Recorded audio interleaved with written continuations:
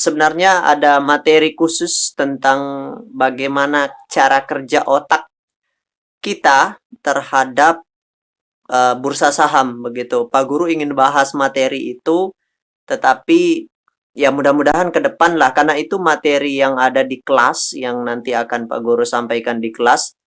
Mudah-mudahan ke depan Pak Guru sampaikan juga di sini. Supaya karena ilmu itu bersifat sangat penting, bagaimana kita memahami cara kerja otak kita terhadap merespon pergerakan harga saham seperti itu. Itu bagian dari ilmu psikologi. Jadi mudah-mudahan ke depan Pak Guru bisa sampaikan. Yang lain mungkin bisa bertanya, silakan. Mbak Cantika pernah belajar tentang hipnoterapi ya? Ya, oke oke. Jadi hipnoterapi itu adalah ilmu yang mempelajari bagaimana memperdayakan otak kita, seperti itu. Jadi kita yang memperdayakan otak kita untuk bisa mendapatkan atau mengendalikan otak kita, seperti itu. Karena semua aktivitas kita, semua keputusan kita itu murni dikendalikan oleh otak kita sendiri. Otak itu pikiran, jadi otak adalah hardware yang terdiri dari 86 miliar neuron atau sel otak. Kemudian hardware ini harus punya software. Softwarenya itu pikiran. Jadi pikiran kita itu yang membuat otak kita bekerja.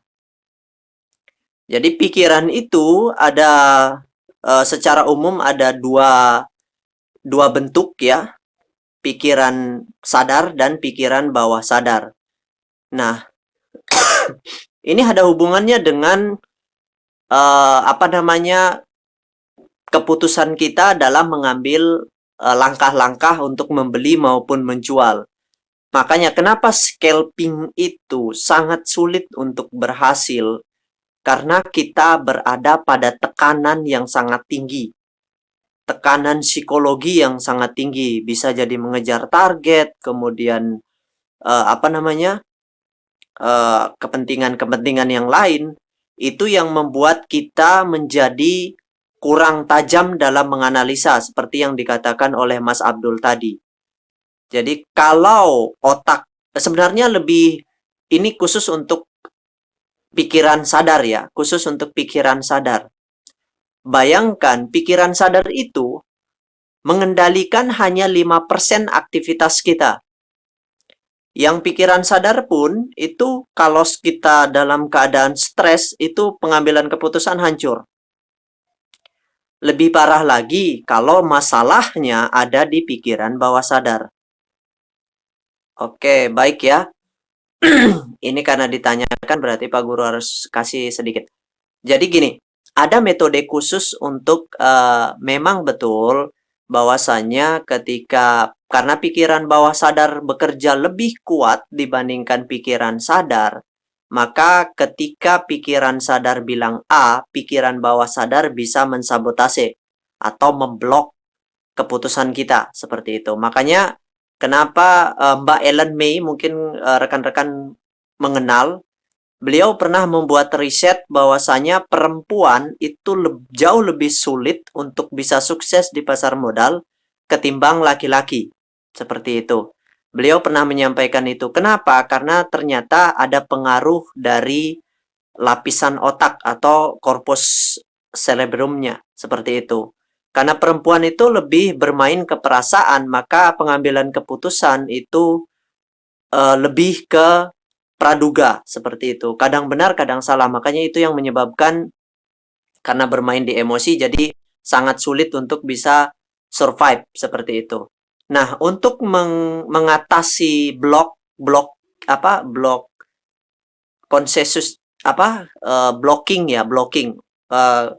Gurunya Pak Guru itu bilang bahwa itu disebut dengan blocking. Blocking itu yang seperti itu ya, itu harus diselesaikan atau dituntaskan bisa dengan metode hypnosleep, bisa dengan metode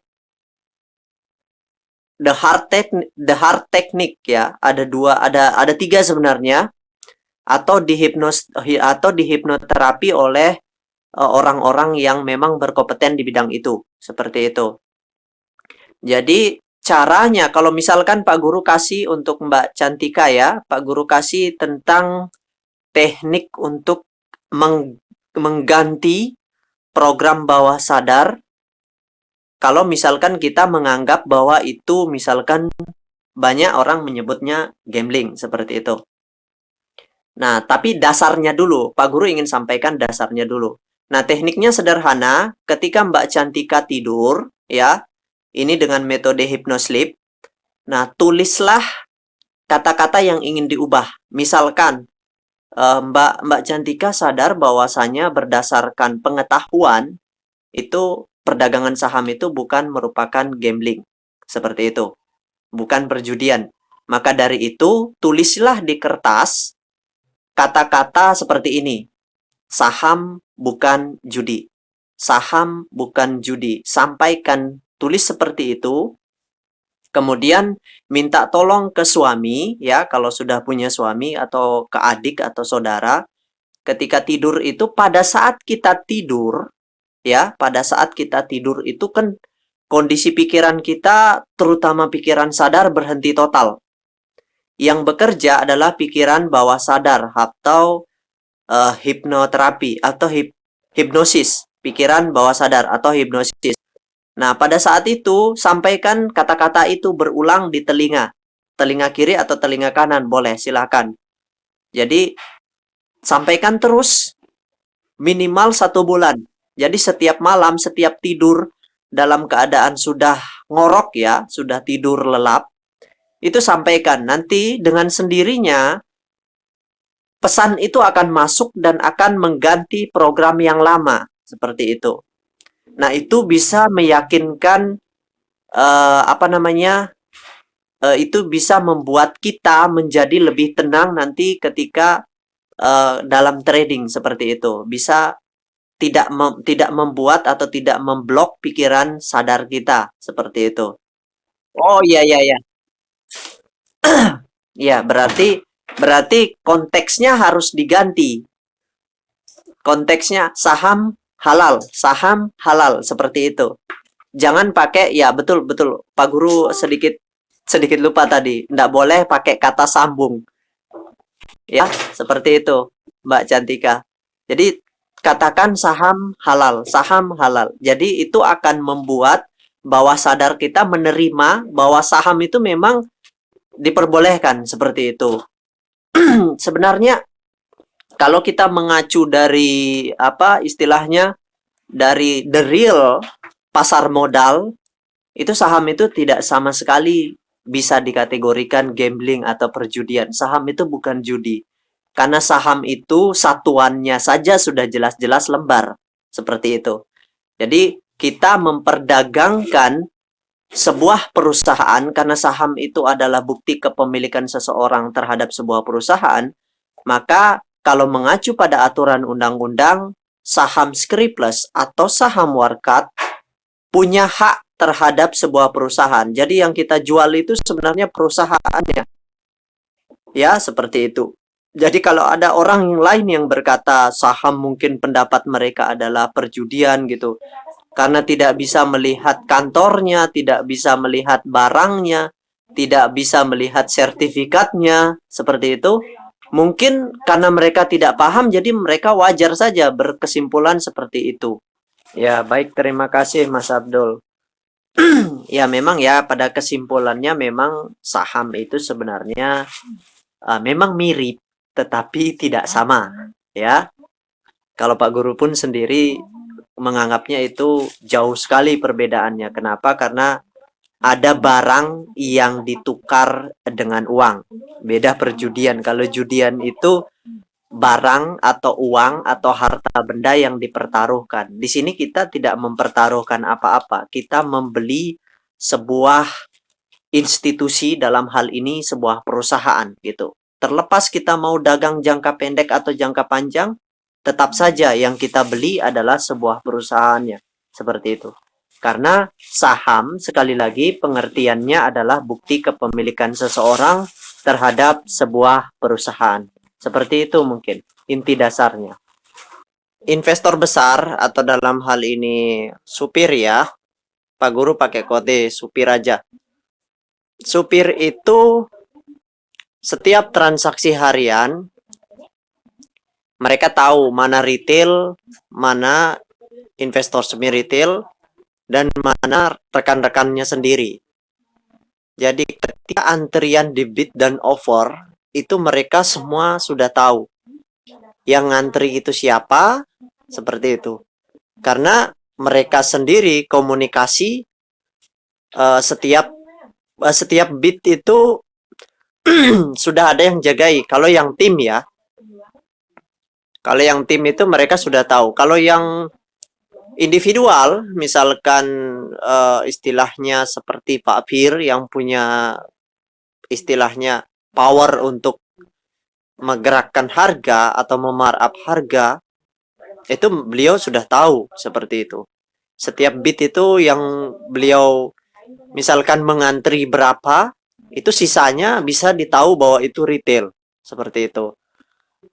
Dan umumnya memang pada dasarnya ketika harga saham itu dibeli oleh banyak retail, ya sekali lagi harga saham dibeli oleh banyak investor retail, ya investor besarnya dalam hal ini supirnya tahu karena mereka sudah pegang data DPS, mereka bisa tahu siapa yang masuk, siapa namanya yang bertambah, dan nama-nama baru siapa, nama lama siapa, seperti itu.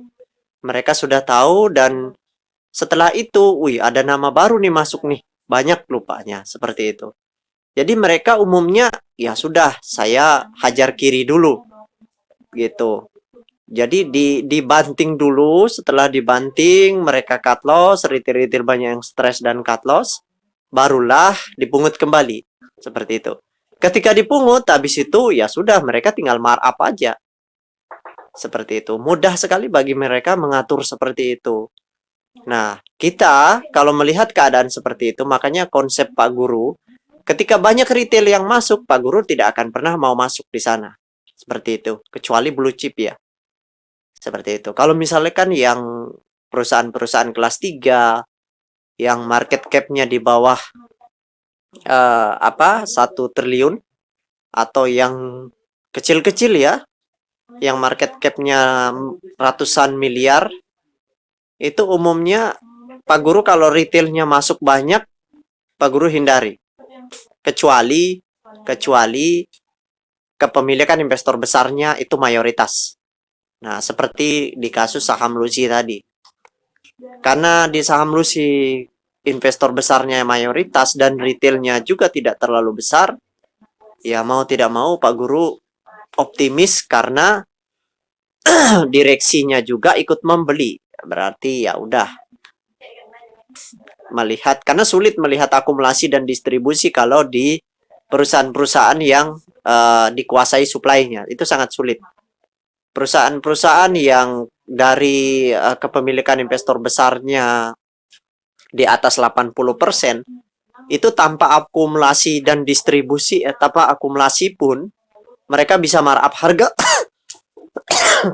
dan mereka bisa distribusi itu dengan sangat mudah seperti itu. Tapi umumnya perusahaan-perusahaan seperti itu distribusinya ke sesama teman mereka aja gitu. Rata-rata seperti itu. Itu gambarannya. Berbeda misalkan seperti yang Pak Guru sampaikan sebelumnya, perusahaan-perusahaan yang tujuan dari supirnya adalah untuk mencari capital gain, itu umumnya barulah banyak bid dan offernya. Jadi itu rata-rata mudah untuk ditransaksikan seperti itu. Jadi wajar ya, mungkin seperti seperti yang ditanya tadi, Mas siapa tadi yang bertanya? Mas Edwin ya. Seperti Mas Edwin bertanya itu ya wajar karena mereka sudah melihat Kalau retail banyak yang cut loss, pasti mereka angkat gitu. Umumnya seperti itu. Nanti setelah di atas harganya sudah tinggi, retail banyak yang beli, ya udah mereka yang jualan. Jadi mereka mengamati seperti itu, bid dan offer itu mereka sudah tahu semua. Seperti itu. Itu kalau misalkan perusahaan-perusahaan yang investor besarnya menguasai supply. Beda dengan kayak capital gain seperti Smartfren. Nah, itu. Kalau Smartfren itu ya mereka memang sudah mengantri dan mereka sudah tahu. Tetapi di sana juga banyak institusi yang ikut-ikutan cari cuan dalam jangka pendek ya. Misalkan seperti istilahnya cari capital gain begitu. Jual minggu ini, beli minggu ini, jualnya 1 bulan ke depan seperti itu. Banyak kan asing, asing kan rata-rata sebenarnya teknikal atau mencari cuan dalam jangka pendek asing. Seperti BRI, kalau BRI diakumulasi habis itu naik mungkin 20-30%, investor asingnya jualan seperti itu. Jadi mereka cari capital gain aja. Tapi mereka harus menguasai supply tentunya.